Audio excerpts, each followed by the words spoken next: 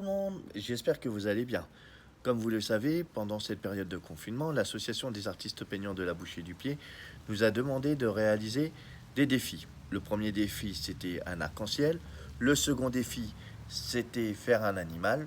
Le troisième défi, c'était faire des objets ou l'intérieur de notre maison. Et pour ce quatrième défi, j'ai décidé de faire une tête de robot pour les enfants. Pour cette réalisation, notre fille Johanna m'accompagnera et réalisera aussi la tête de robot. D'abord, vous faites un grand carré noir. Dans ce carré noir, à l'intérieur, vous le coloriez de couleur jaune. Puis, une fois cette couleur jaune faite, vous faites deux petits carrés bleus pour placer les yeux.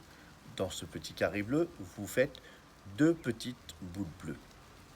Une fois les boules bleues réalisées, vous mettez une petite boule rouge sur chaque boule bleue pour finir une petite pointe de couleur blanche.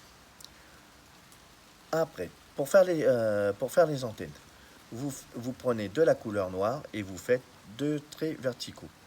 Pour faire les petites boules des antennes, vous prenez de la couleur rouge. Pour le nez, nous faisons un rectangle de couleur verte. Puis, pour la réalisation des oreilles, vous faites un demi-cercle de chaque côté du grand carré, puis vous le remplissez de couleur verte. Pour obtenir de la couleur verte, vous prenez du bleu et du jaune. Ensuite, pour la bouche, vous faites un cercle de couleur rouge et l'intérieur, vous le peignez de couleur blanche. Si vous souhaitez le personnaliser pour un garçon ou pour une fille, vous pouvez faire un nœud papillon. Pour les filles, vous ferez un nœud papillon en haut. Pour les garçons, vous ferez un nœud de papillon en bas. Pour la réalisation du papillon, c'est très simple. Vous faites une boule, puis de chaque côté de la boule, faites deux petits rectangles. Triangles.